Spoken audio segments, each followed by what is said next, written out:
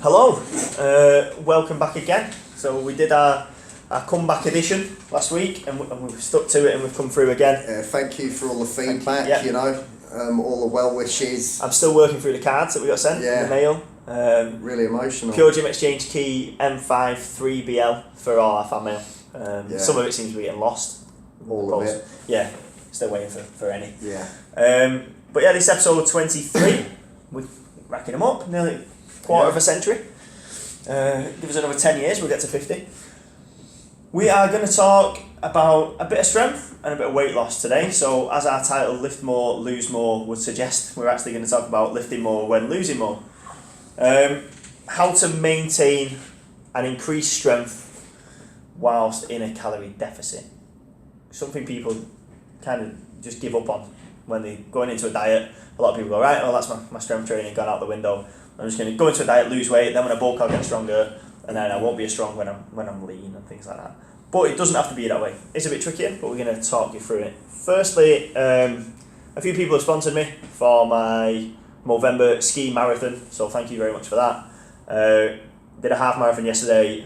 Feel like my body's completely empty of energy today, so I'm going to eat some cakes and then try for a 3-hour stint next week. I am an idiot. I regret doing it. Scott gets to laugh at me repeatedly. It's boring to watch him try. It's horrendous. It's got to be even more boring to actually do it. I can't even explain how boring it is. But yeah, it's hurting a bit. But I'll be alright, I'm going to eat some cake. So yeah, we're going to talk about strength and weight loss together, combined. So yeah, over to you, Mr. Weight Loss. Oh, am I starting then? Go for it.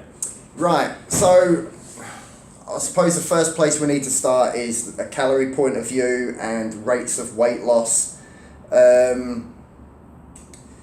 It's achievable, it's very easy to do, just don't go at it in a stupid manner. So don't put yourself in a drastic deficit and you'll be fine. I know people have gone into quite a drastic deficit, short term mainly, and still managed to either maintain strength or increase it. But if you're just aiming to lose 1-2 pound a week, obviously depending on how much you've actually got to lose, you should not have a problem in regards to, as I say, maintaining strength or increasing. We're going to touch on a few other points in regards to, obviously it goes a bit deeper than calories and how big your deficit is. But as long as you get that bit right to start with and how you structure that deficit, you shouldn't really have a problem. Obviously get your protein intake right, 1.8 to 2 grams of protein per kilo of body weight, and as long as you get those right, your carbs and fats can sort of be whatever they want to a degree. If all you're doing is concentrating on strength, then you don't need a load of carbs anyway. I'm going to touch on volume a bit later in regards to keeping that down and concentrating on strength, but get adequate fat, quite high fat maybe. It will help in production of sex hormones, testosterone, which will aid in strength, and then the carbs can make up the rest of your calories. Do you want to touch on anything? Training wise, yeah. You mentioned then the volume. Obviously, you are putting less fuel into your body when you're losing weight. You're trying to use the fuel that's already stored in your body's stored over the years for energy.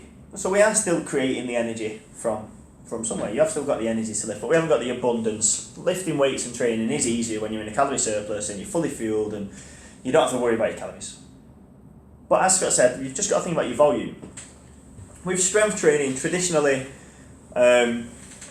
people always say about like 1 to 5 reps for strength and then 6 to 12 reps for hypertrophy, whichever one you pull out the bag at the time, and then, onwards for endurance. And it's not always that true.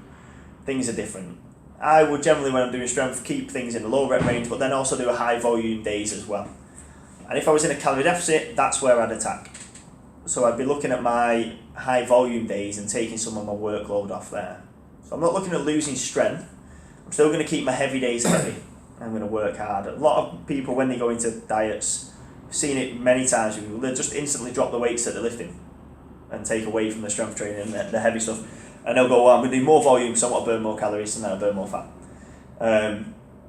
but that's not the way to do it. You want to maintain the muscle, keep the muscle as strong as possible, if strength is your objective, and then take a little bit away from the volume. And like Scott said, we're looking at losing a small amount of weight each week. We're not looking at being in a drastic, huge calorie deficit where we're running on empty. We're running just below maximal, really. Maintenance calories will give you the energy you need for your workout perfectly. And we're not a million miles below that. So there's no reason to massively start attacking your heavy days. That's where you want to get your strength. Focus on lifting heavy weights with good form when you've got your energy. And then just reduce your volume a little bit on your extra stuff. You might not be able to produce the same workload you would if you're in a surplus. That's pretty obvious. If you've got less fuel, your energy levels will be slightly down, but they don't have to be drastically down. Problem with people's diets is how quickly they try and lose the weight. They go, oh, I've lost strength, I've lost 10 kilos in whatever, 6 weeks, and I've lost strength. And you're like, well, you will do, because you're in a very high calorie deficit. You've probably lost a lot of fat, lost a little bit of muscle, and not had the energy to train as hard as you can. You need to make sure you're supplying your body with some energy to train hard, but not overdoing it. It's a little bit of a balancing act, but it is doable. As Scott spoke about there, protein is going to be a key. You want to maintain as much muscle as possible. But yeah, a lot of it's down to yourself and your own preferences with the rest of your diet. But it's just the gentle approach that people miss out on. Yeah, people rush things. It's just prioritising what your goal is. So we're talking about strength and losing body fat here. So putting the nutrition to one side, if your goal is to get stronger, that is your priority. And the volume fancy stuff, you know, getting the pump on and all that needs to go to one side a bit. So if you're doing loads of drop sets and just a load of nonsense around your strength work, and that is tiring you out to the point where it's affecting your strength work, then as Pete says, that's what you need to drop down.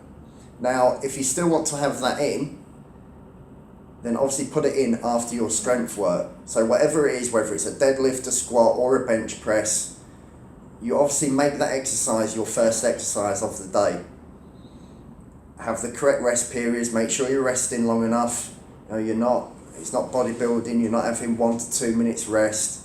So prioritise the lift you want, get that done first, prioritise the rest periods, and then the rest of the stuff is just filling in after, or as Pete said, on a separate day, but probably dropping the volume. So you've got enough energy to concentrate on the lifts you want to do.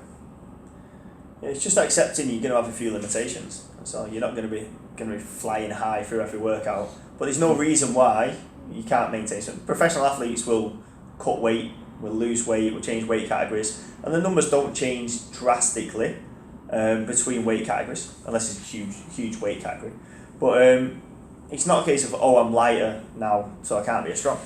You're actually just as strong, and you're carrying around a lot of excess. Most people are carrying around a decent amount of body fat that can be shifted without losing the muscle, and it's the muscle that promotes the strength. So don't think that you can't stay strong.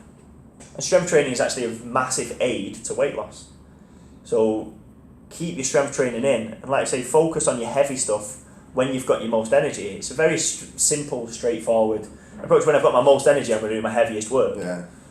I'm not going to build up to it. I'm not going to have 56 warm-up sets, and I'm not going to do 2 hours of cardio before it. I'm going to go in, I'm going to get the work done that I need to get done, and then if I need to drop a set off my accessory work because I'm a bit tired, no great shakes for that, because I've still lifted the main work. And like I say, the rest periods go up a little bit. We're not trying to bodybuild. People think all training is exactly the same, where it's like 3 sets of 10 and we're going to do a 1 minute rest and we're just going to do that, and that's it. And that works for everything. That's how I want to get stronger, and that's how I want to get leaner, and that's how there's plenty of stuff we can play with, and we can reduce certain things. Your body's not going to miss out on 1 set of bicep curls. It's not going to massively affect your deadlift, but if you miss out on 1 set of heavy deadlifts, that can affect your deadlift. So you've got to focus your energy where it's needed. If you're doing a set of 5 deadlifts, you want to get that set of 5 much more than you want to get 10 bicep curls out at the end that might help you a tiny little bit. Put your percentage work into the main focus. Pick what your main focus is. Define what your strength is. So if you're saying I want to keep strength, define what that strength is. If you're like, I want to keep my strength and that's for if that's for my bodybuilding work, then you've got to put that work first. You've got to define what it is and focus on that. Just don't get lost in the sea of trying to do everything. Yeah. Don't overdo stuff. And Pete's touched on it a few times, but in regards to strength training helping your fat loss as well, especially when you get leaner, you know, your body's trying to break itself down. When you get into very low levels of body fat, there's a greater chance, I'm not necessarily saying it's going to happen, but there's a greater chance of breaking down muscle tissue. The heavier you are training, to put it in its most simplest term, you're encouraging your body to hold on to the muscle tissue. So the heavier you go, the more chance of you've got that happening, rather than the trap people fall into is thinking, I'm going to lose body fat, I'm going to pick up these pink dumbbells and do 100 reps of stuff because I'll be burning more fat and stuff like that. When you're lifting weights, aim to get stronger. Let the calorie deficit and maybe some additional cardio and stuff like that, if needed, do the burning of fat. When you're in the gym, aim to get stronger. When you're out of the gym, that's when you worry about the fat loss. Not running around, you know, doing box jumps in between deadlifts and, I don't know, a 5k in between doing some burpees is defeating the object. It's defeating the object if you want to get stronger, if that makes sense. Yeah, trust me, if you do a genuine strength cycle, you need your rest periods. If you're interrupting your rest periods, that's where you're losing your strength from. Because you're not letting your body recover and letting the muscle do what it's supposed to do. That rest period is there for a reason, to allow your muscle to go again a much harder intensity than if you start supersetting everything and start dropping stuff in. If I do 5 sets of 5 on a deadlift, I am on my ass for my rest periods. I'm done. That's 25 reps and I'm completely exhausted because of the amount of effort I'm putting into the actual lifts. So the effort has to be there for your strength, but you don't need to start going, I need to get a sweat on and I need to, like Scott says, you don't need to be off doing silly little things in between, shadow boxing your way around the gym between your deadlifts. Practicing your golf swing. That's our favourite, isn't it? Why do people do that? But yeah, focus on what you need to focus on. Stop getting distracted by trying to do everything. Focus on strength, get stronger. Focus on food to get leaner. And they both can work absolutely hand in hand. Yeah. There's no reason why. Just from a macro point of view, if you are struggling energy-wise, then just look at, what's the word I'm thinking of? Can't think of it, but putting your carbs around your workout period. Meal timing. Yeah, so if you are on, I don't know, 150 grams of carbs, have a large portion of them around your training session to fuel the training, rather than having carbs in the morning where you're possibly training on an evening and you're struggling for energy. If we're talking about energy, make sure you're getting enough sleep. There's no point having, you know, all your training planned out, you know, knowing exactly what percentages you should be aiming for, knowing what calories you should be aiming for if you're only getting 2 hours of sleep a night, because it just ruins everything. There was one other thing I was thinking of. Maybe you can talk for a bit. With regards to, what are you? I don't know. You fill for a bit and I'll remember. So Christmas is coming up. We accept all sorts of gifts. If you put some money behind the moon underwater at Dean's Gate for us, Yeah. that could go down a treat. We will be strong and lean by then. Not at all. Well filled. Creatine. See that? Professional. It's a complete minor issue, but yeah, creatine will help. It's one of the few supplements that's proven to work. We've mentioned it a few times, but for muscle building, for strength, especially in a deficit, creatine will help. Don't buy the expensive shit. Yeah. Just buy a cheap bag of creatine. Buy plain the cheap creatine and put the rest behind the bar at Moon Underwater on Dean's Gate for our Christmas do. What was the date? December the 15th. Yeah. 9 a.m. 9 a.m. Yeah, that's... Right, yeah, now I've remembered that, I think I've covered everything. Yeah, creatine's great. Cheap supplement, works. So is Weatherspoons. So's Weatherspoons. Big fan of both. Both make me stronger. Right, next week we're going to talk about whatever you want us to talk about, so probably not much. Yeah. Because no one ever gets back to us. So, you know, just talk to ourselves for a bit. But yeah, to everyone who does watch it right to the end, you're in for a treat now because we've got a discount. Oh, no, we haven't. No. We don't sell anything. Pete's gonna get naked though. Yeah, I am, but I'm going to turn his camera off first. See you all later. Bye bye.